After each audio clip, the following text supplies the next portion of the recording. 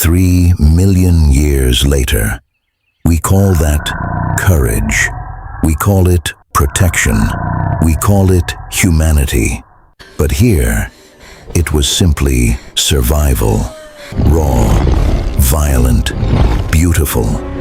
This was life.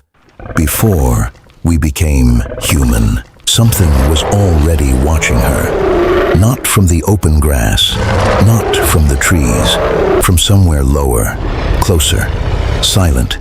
She couldn't run, she couldn't fight. And at the exact moment, her body began to force new life into the world.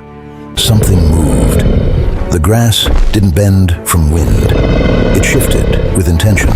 Slow, heavy, deliberate. Out here, birth was not a miracle. It was exposure. It was noise. It was blood.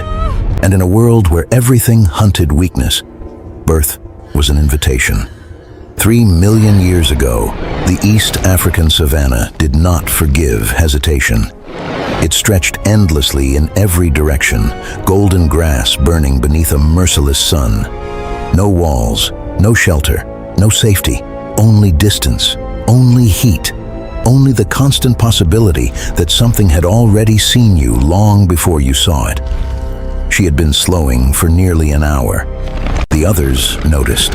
They always noticed, because in this world, weakness was impossible to hide.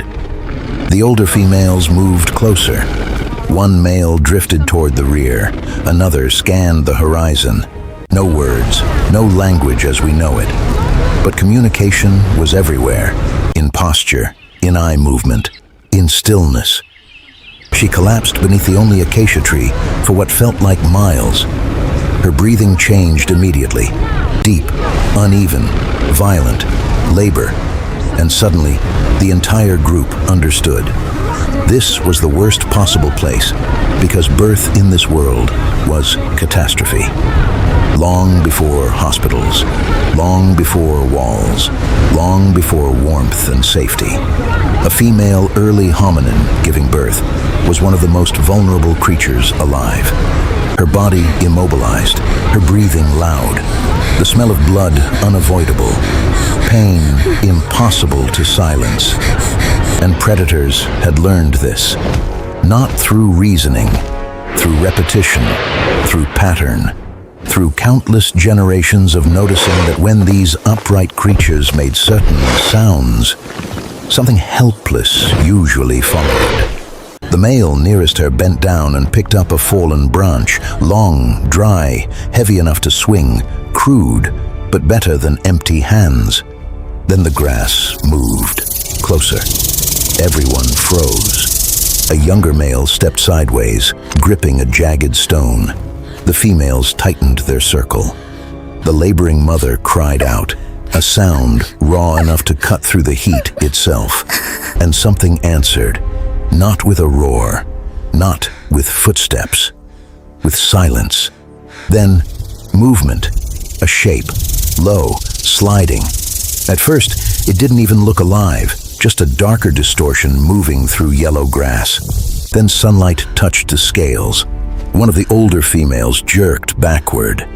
The younger male stumbled, because now they saw it. A snake. No.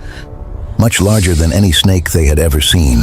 Its body was thick as a human torso, its scales dull olive and black, its movement impossibly smooth, silent in the way only true predators can be. The head rose slightly above the grass, eyes fixed, tongue tasting the air. The smell of blood had carried, and the python had come. The branch holder stepped forward, not bravely, instinctively. The python kept moving, not fast. That was worse, because fast meant reaction. Slow meant certainty. The laboring female screamed again. The snake shifted direction instantly. Now there was no doubt. It was coming. The group exploded into noise, shouting, rock strikes, branches against earth. The branch holder slammed the wood against the ground. Dust burst upward. The python recoiled, not far, just enough. Its muscles tightened beneath the scales, coiling, calculating. The younger male threw his stone. It missed.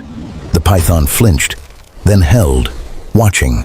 The branch swung again, harder, closer. A sharp crack split the air, and finally, the snake began to retreat, not defeated, not afraid, simply deciding this opportunity was no longer efficient.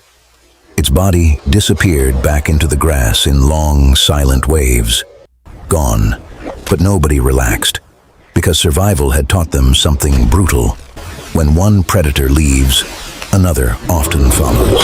And then the grass moved again.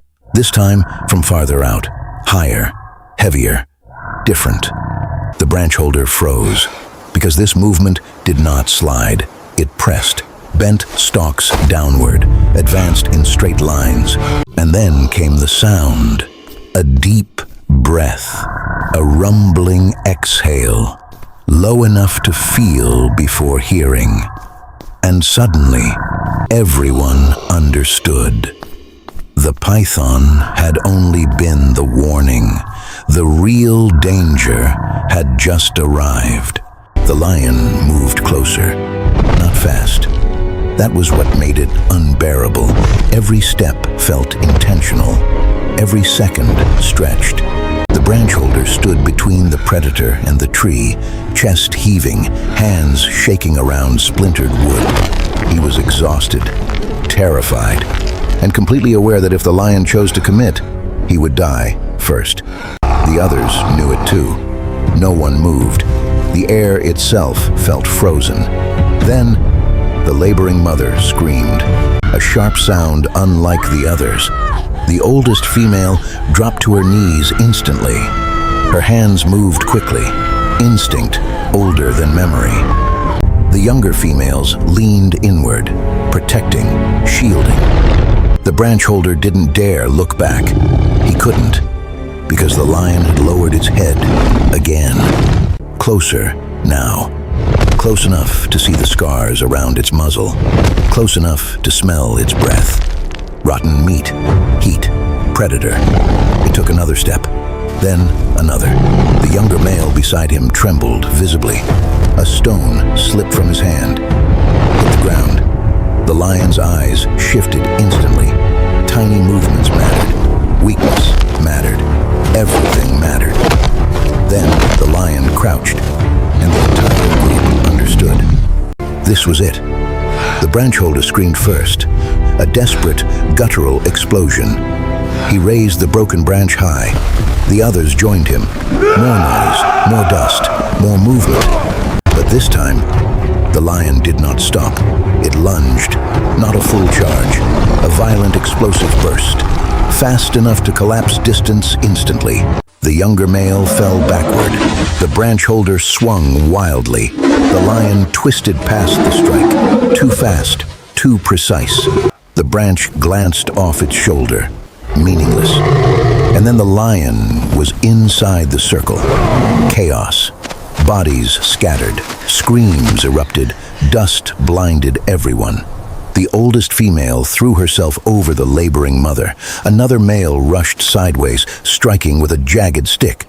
The lion snapped at him, missed by inches. The branch holder struck again, harder. This time the broken wood cracked against the lion's ribs, a real impact. The lion spun, roared. The sound tore through everything. And then the baby cried.